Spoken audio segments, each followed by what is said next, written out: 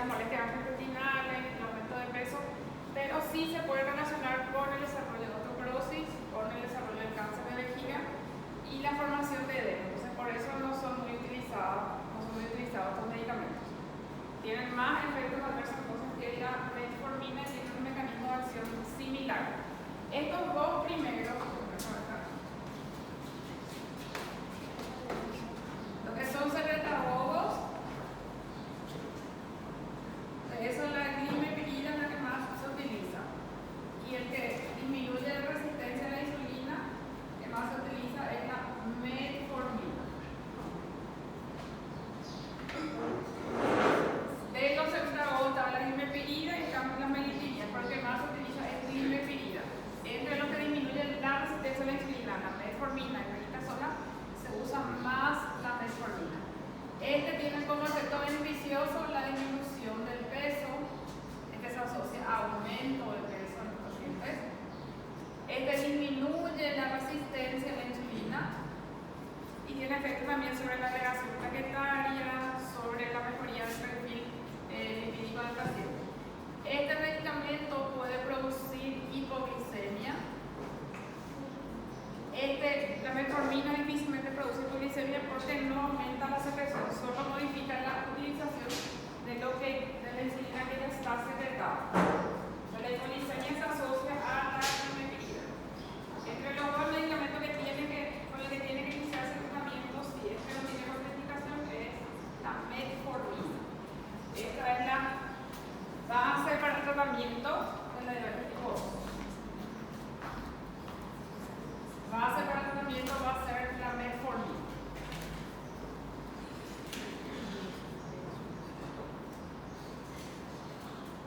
¿Hasta ahí alguna pregunta? Professora, ali é resistência, né? Sí, disminución de la resistencia. Hay otro medicamento que es la carbosa. Este medicamento que es una opción de tratamiento también, pero no está entre los que más se utiliza, pero puede ayudar a controlar el peso del paciente y la glicemia. La carbosa es un medicamento que inhibe a una enzima en el intestino. Lo que hace es disminuir la degradación de los carbohidratos. Con eso, la absorción de la glucosa se enlentece en los pacientes. Lo que principalmente produce como efecto adverso es molestias gastrointestinales, meteorismo, por el efecto que tienen sobre la absorción. Esa disminución de la absorción intestinal que produce una disminución de la glicemia en el paciente. Entonces, en vez de que se absorba enseguida en el intestino la glucosa, se enlentece su degradación, se va a absorber más adelante. ¿Eso que va a hacer? Que la glicemia sea menor. Esto en el paciente que no toma carbosa, sube más rápido su glicemia después de la comida, y en el que toma carbosa, como demora más para absorberse porque no se está degradando todavía acá, disminuye la glicemia en ese paciente, pero se produce acá fermentación también de los carbohidratos y produce meteorismo y polvorismo, o sea, aumento del pericarditismo en esos pacientes. Va a tener como efecto adverso entonces polvorismos, distensión abdominal, o sea, se meteoriza, y más flatulencia. No son efectos que son graves, pero son efectos que pueden aparecer con eso. Se puede empezar también así como la metformina, una dosis baja, y después se aumenta. Este medicamento también contribuye a la pérdida de peso en el paciente. Y a veces anteriormente, antes que aparezcan otros como Ozempic, esas cosas se utilizaban para favorecer la pérdida de peso.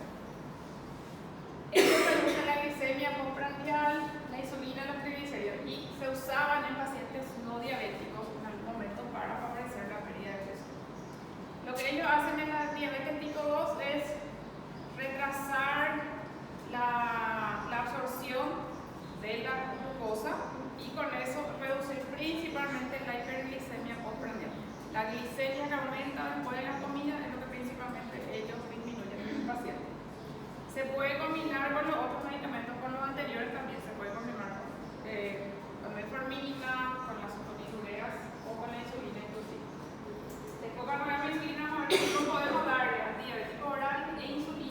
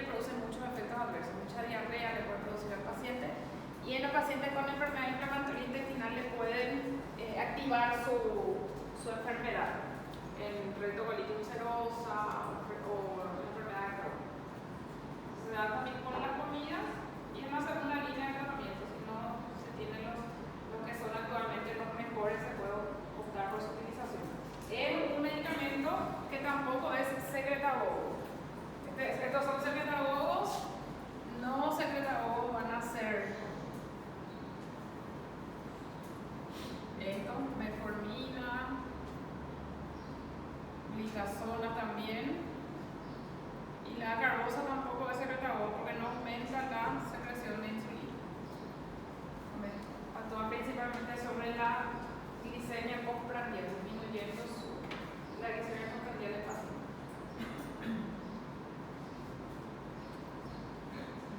¿Hasta ahí hay alguna pregunta?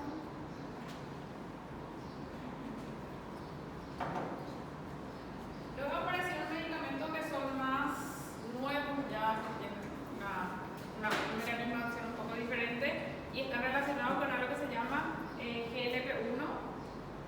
La GLP-1 es una enzima, una hormona que es liberada por el intestino.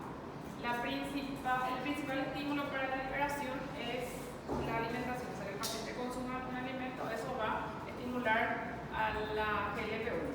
La GLP-1 tiene efectos en la parte neurológica, tiene un efecto neuroprotector, disminuye el apetito en el paciente, tiene un efecto cardioprotector, disminuye el vaciado gástrico, entonces va a tener apetito, va a tener disminución del apetito por dos mecanismos, central y también acá. Si el vaciamiento gástrico está enlentecido, está disminuido, entonces el paciente va a estar más tiempo saciado y va a tener menos apetito. Aumenta la sensibilidad a la insulina, favorece la secreción de insulina por el páncreas, disminuye la secreción de glucagón, que es la hormona contrarreguladora de la insulina, aumenta la síntesis de insulina, favorece la proliferación de las células beta. En el paciente diabético tipo 2, el páncreas después se puede agotar, puede dejar de producir, entonces favorece acá la proliferación y disminuye la apoptosis de las células beta. Disminuye la producción hepática de glucosa y favorece la captación de la glucosa por los dos tejidos, adiposo y músculo. Esos son los efectos que tiene esa hormona que es la GLP-1. Y hay dos grupos de medicamentos que utilizan un mecanismo basado en las acciones de la GLP-1. Uno de ellos es este grupo de medicamentos donde está el exenatide, que es la administración subcutánea. Hasta hace poco este grupo se administraba solo por vía subcutánea. Ahora ya hay también un medicamento que se puede hacer por vía oral. Este grupo actualmente, que son los análogos de la GLP-1, tienen disponibles para administrar por vía subcutánea, todos estos primeros, y este se puede hacer por vía oral. Es el único de los grupos antidiabéticos orales que se puede hacer actualmente por vía oral y por vía subcutánea. La GLP-1 es una hormona que corresponde al grupo de las incretinas y refiere que este grupo tiene efecto incretina. ¿Qué es el efecto incretina? Todo esto que está acá, que vemos acá, es el efecto incretina, el efecto de la GLP-1. Entonces, los análogos de la GLP-1, la exenatide, liraglutide, Ozempic, que es de este grupo, tienen este efecto. Aumentan la secreción de insulina, con eso disminuyen la glicemia, controlan el apetito por dos mecanismos, disminuyen el vaciado gástrico y disminuyen el apetito también. Estos medicamentos sí favorecen la pérdida de peso, así como la metformina y la carbosa también podían producir pérdida de peso. Entre sus efectos adversos, el efecto que consideramos más grave es la aparición de pancreatitis por sobreestimulación del páncreas y puede producir un poco de efectos de náuseas y vómitos también. Con algunos que aparecieron primero se veía más pancreatitis, ahora disminuyó ese riesgo de pancreatitis. Y estos medicamentos se pueden administrar por vía subcutánea, el exenatide 2 veces al día, liraglutide se puede hacer una vez al día. Hay un preparado de exenatide que se puede hacer una vez por semana. La administración subcutánea se hace una vez por semana y este medicamento que hace unos 2 años más o menos está aprobado es semaglutide, que se administra por vía oral.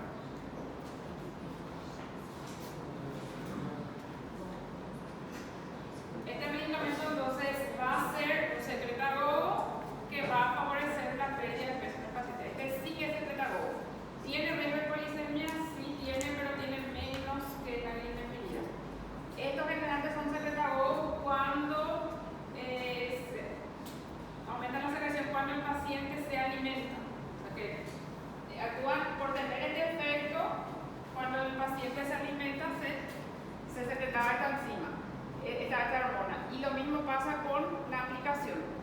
paciente se va a aplicar, pero si no come no se estimula la secreción de insulina, se estimula cuando el paciente come, por eso tiene menos riesgo de hipoglicemia. A pesar de ser entonces un secretagogue, un medicamento que tiene menos riesgo de hipoglicemia que la GLP-1.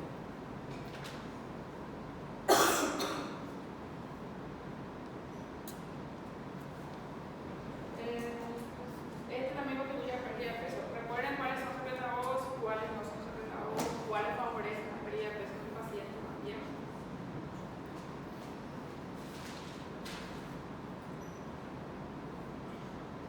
¿Alguna pregunta de este medicamento?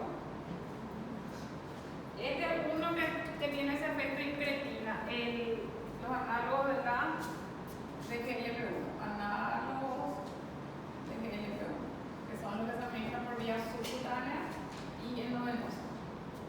Pues otro grupo donde están estos medicamentos, acá está la sitagliptina, esta es una combinación de sitagliptina con metformina. Se viene combinado también la metformina, que es más antigua, con otros medicamentos que es más nuevo.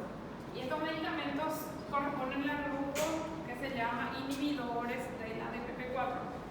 La DPP-4 es una enzima, la dipeptil peptidasa 4, que degrada a la GLP-1. O sea, que es encargada de degradar esta hormona acá, esta hormona es esa enzima DPP-4.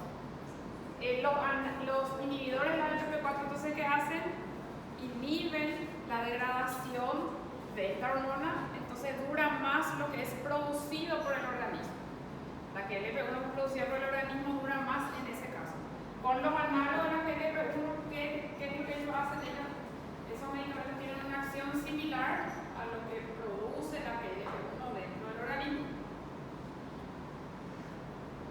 Estos medicamentos tienen una acción sobre esta enzima que es encargada de degradar. Entonces prolongan la duración de esa GLP-1, las incretinas que son endógenas, aumentan la secreción de insulina, disminuyen el efecto del glucagón y mejoran la glicemia en los pacientes. Sitagliptina es uno que se usa bastante, o hay otros medicamentos que son la vidagliptina, salsagliptina, gemigliptina también. Hay varios medicamentos ya que se pueden administrar y estos son todos de administración por vía oral. O sea, el único, entre todos estos grupos, lo único que se puede hacer por otra vía que se usan es los inhibidores de la DPP-4 son solo administración por vía oral. Este es solo por vía oral. Estos no aumentan el peso, pero no suelen relacionarse tampoco con pérdida de peso.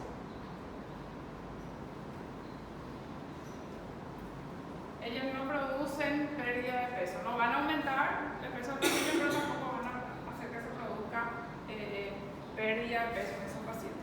Son secretagogos también, estos dos entonces tienen acción secretagogo.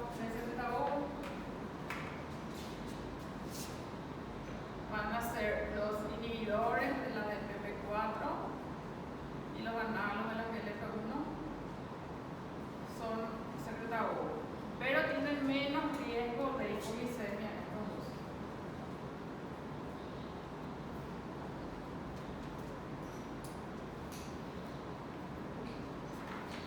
Menos riesgo de hipoglicemia porque van a producir solo aumento de la secreción de insulina cuando el paciente se alimenta. Si no se alimenta, no se produce ese riesgo.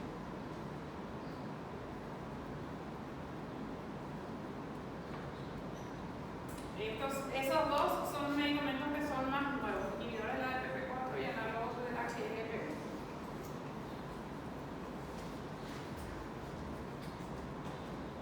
Y otro grupo de medicamentos es el grupo donde está la empagliflozina, uno de los medicamentos que tiene una acción glucosúrica.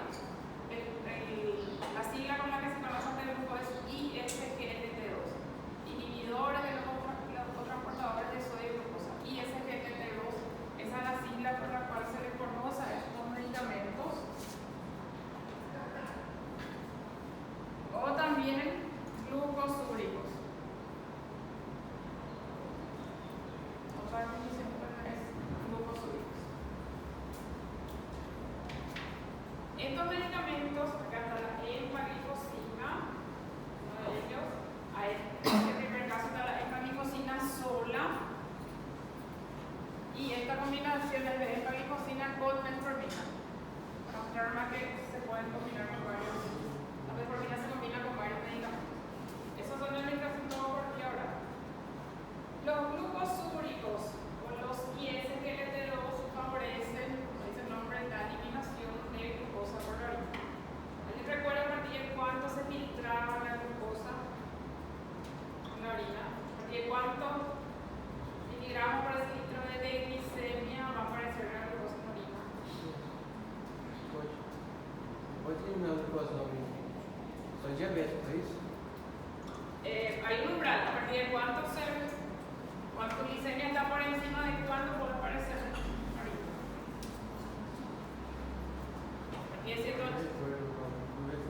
partir de 180, ahí sí puede aparecer.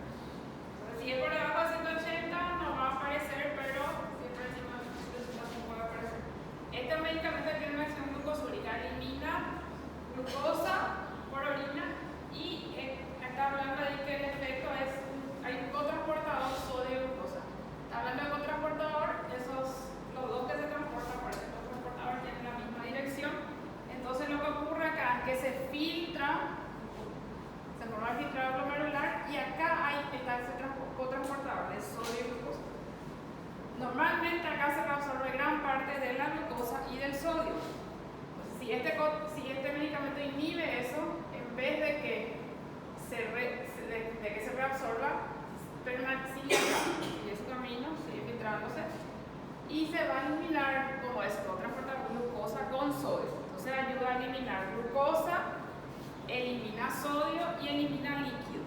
Es un medicamento que tiene efecto tanto sobre el control de la glicemia en el paciente, pero también ayuda a controlar la bulimia y la presión arterial en el paciente.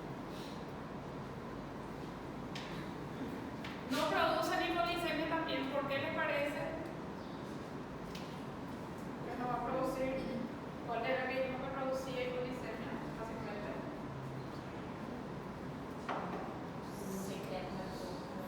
Entonces me pedía que, independientemente de que el paciente coma o no, va a aumentar la secreción de insulina. Este medicamento tampoco es secretagogo. Ella puso no es secretagogo, entonces no va a aumentar la secreción de insulina y generalmente, la glucosa va a aparecer cuando está por encima de 180 nomás. Entonces con esos valores no se va a producir hipoglicemia en el paciente. Entonces, no producen hipoglicemia, favorecen la pérdida de peso también. Produce pérdida de peso, metformina, pérdida de peso, análogo de la que hay uno, pérdida de peso, y glucosúricos también, pérdida de peso, pueden producir peso bajo. ¿Por qué favorecen la pérdida de peso? Porque ayudan a controlar también la glicemia, la bulimia también en el paciente, y eso favorece también la pérdida de peso. Solo se administran por vía oral. Esta que yo les mostré, que es el nombre comercial. Hay otros glucosúricos, la dapaglifosina se usa mucho y la canaglifosina también. Son medicamentos entonces, que actúan tanto en el control metabólico del paciente como en el control de la presión arterial también. Y son medicamentos que actualmente se utilizan en pacientes con insuficiencia cardíaca por ese motivo. Tiene un mínimo riesgo de hipoglicemia, reduce el peso en el paciente menos que el F1, pero puede producir disminución del peso, reducen la presión arterial porque eliminan sodio, eliminan agua, disminuyen el riesgo de ingreso por insuficiencia cardíaca o riesgo cardiovascular en pacientes con enfermedades cardiovasculares y posiblemente tienen un efecto protector sobre el riñón que ayuda a eliminar sodio, glucosa y líquido. Esas son las ventajas que tienen los glucosúricos. Igualmente empleados en el tratamiento de insuficiencia cardíaca también. Las desventajas que se vieron fueron mayor frecuencia de infecciones genitales y urinarias. ¿Eso por qué va a ser? Porque puede aumentar este medicamento el riesgo puede aumentar las infecciones urinarias y genitales. Sí. Aumenta la eliminación de glucosa en la orina. Si el paciente, por ejemplo, no orina frecuentemente, eso es más fácilmente van a crecer bacterias. Entonces puede aumenta el riesgo de infecciones genitales y urinarias porque hay mayor cantidad de glucosa en la orina. Puede producir hipotensión arterial si le damos dosis muy alta, el paciente pierde mucho líquido, mucho sodio, puede producir hipotensión. Solo están autorizados en diabetes tipo 2, estos medicamentos no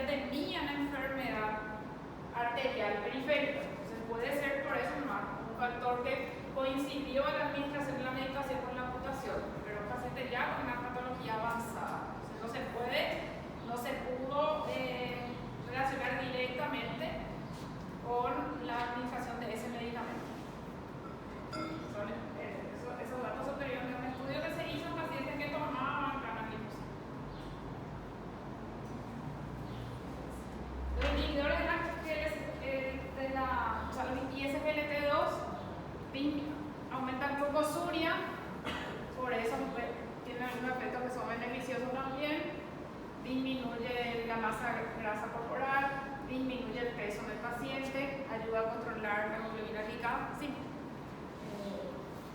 No caso desse passo de medicação, a profilaxia para antifúngico seria indicada ou só para caso isso acontecesse? La profilaxis de fúngica, por exemplo. Uma profilaxia antifúngica. No, solo si es que tiene alguna manifestación se hace. O sea, si es que se considera, si se encuentra candiduria, por ejemplo. Porque a veces en los pacientes, principalmente en las mujeres, lo que más se ve infecciones por cándida. Pero solo si es que presenta. Nada. Ayuda a controlar la glicemia, ayuda a controlar la hemoglobina glicada también. O sea, vamos a conseguir más rápidamente el objetivo del tratamiento con esta medicación.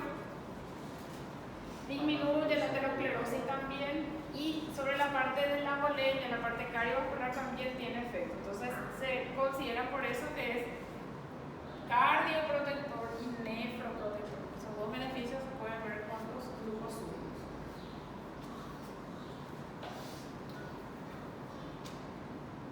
Flujo súbito o ISPN.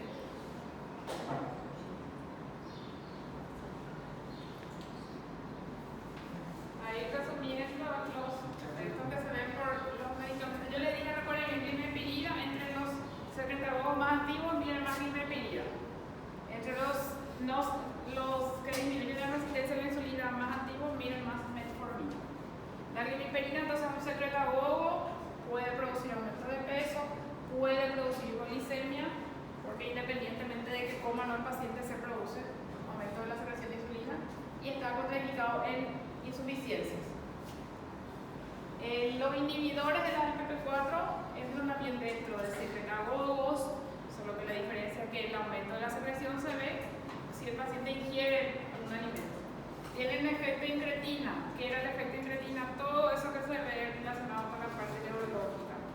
Disminución del apetito, cardioprotección, disminución de la producción de glucosa por el hígado, sensibilización de los tejidos a la insulina, disminución del vaciado gástrico. No están relacionados esto con pérdida de peso. Esto se administra por vía oral, por vía oral. Esta es la glimepirida y esta acá, por ejemplo, un ejemplo es la sitagliptina. Esto solo se hace por vía oral.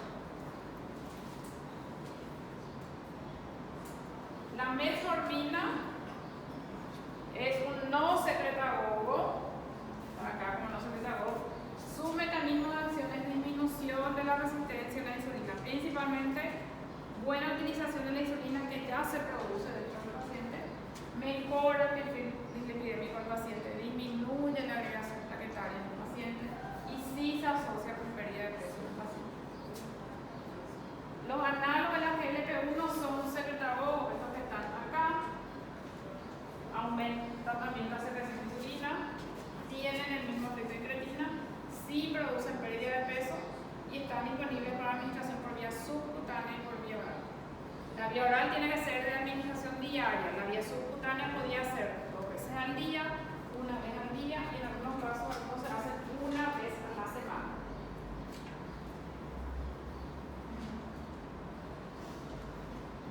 Ahí que nos está en la carbosa es no secretagogo que favorece la pérdida de peso y lo que principalmente hace es controlar la glicemia postprandial, después de la comida. Eso es lo que principalmente ellos, ese es lo que principalmente tienen.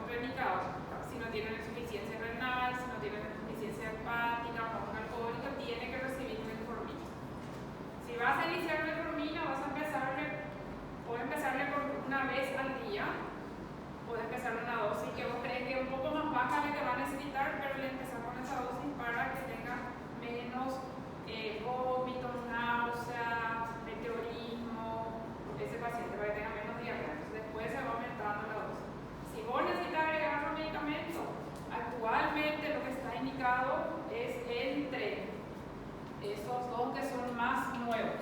El primero, metformina, y después estos. El primero se tiene que hacer, si no tiene contraindicación, administrar la metformina. El primer tratamiento que se va a hacer en diabetes tipo 2. Si con eso, dijimos, puede ser hasta 3 veces al día lo que recibe los medicamentos, cuando se hace un preparado de liberación inmediata, hasta 3 se le da de 850 3 veces, o sea, con la comida, esa es la dosis máxima que se suele hacer, o se puede hacer los preparados LP, que son de una vez al día nomás. Con ese tiene poco riesgo de hipoglicemia, con ese puede tener pérdida de peso el paciente. Si no controla su glicemia el paciente, ahí como segunda opción están indicados los análogos de la GLP-1. Este es por vía oral. Los análogos de la GLP-1 que pueden ser por vía oral o vía subcutánea. O los inhibidores de la DPP4. Esto que se administran por vía oral. Se puede hacer ese inyectable más metformina. Puede recibir los dos medicamentos del paciente. Los análogos de la GLP-1 sí producen pérdida de peso. Ese efecto beneficioso pueden tener, pueden producir una creatitis también en el paciente. Este efecto se ve con ellos. Los inhibidores de la DPP4 se administran por vía oral y se pueden combinar también con la metformina. Esta, por ejemplo, es acá la sitagliptina.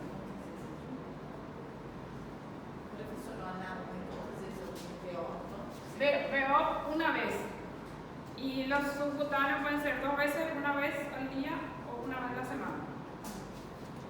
Se puede combinar eso, si no controla entonces con metformina, se puede combinar con lo otro. En el caso de que no tenga disponibilidad, el paciente no puede adquirir esto, o donde está, él no puede comprar, ahí se puede usar limepirida. Ahí generalmente se utiliza limepirida. Ahí generalmente se utiliza la limepirida, que tiene un poco menos de efectividad, pero sigue sirviendo. Los glucosúricos se usan mucho en pacientes que son diabéticos y cardiópatas, porque también tiene un efecto sobre la parte cardiovascular, entonces ahí se suele usar los glucosúricos. Empaglifosina, canaglifosina, por ejemplo, eso se suele usar también en pacientes que son cardiópatas. Este generalmente es una vez al día también lo recibe el paciente. Porque actualmente primero metformina, después se opta por uno de estos. Si el paciente es cardiópata, podés en esta parte ya agregar esto también. La limepirida se desplazó un poquito más porque los otros suelen ser más efectivos. Probablemente los otros suelen más. Los análogos de la GLP-1 también inhibidores de la DPP4 suelen ser más efectivos actualmente. ¿Esa aplicación solo para Solo los diabéticos tipo 2. Si es que el paciente ya recibe 2, 3 antidiabéticos y no controla, ahí se pasa a evaluar tratamiento con insulina.